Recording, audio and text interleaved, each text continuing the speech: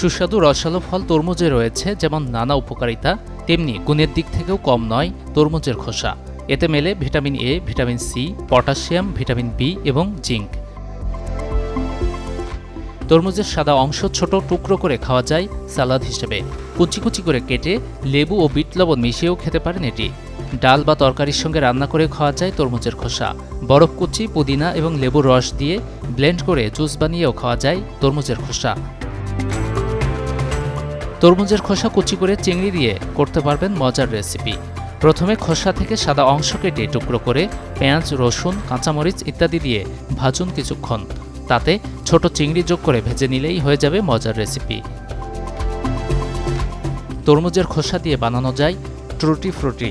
সবুজ অংশ ছোট ছোট টুকরো করে ফুটন্ত গরম পানিতে ভাপিয়ে নিন।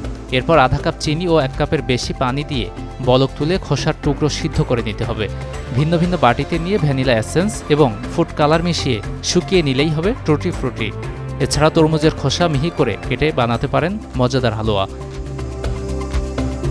Desk report, channel 24।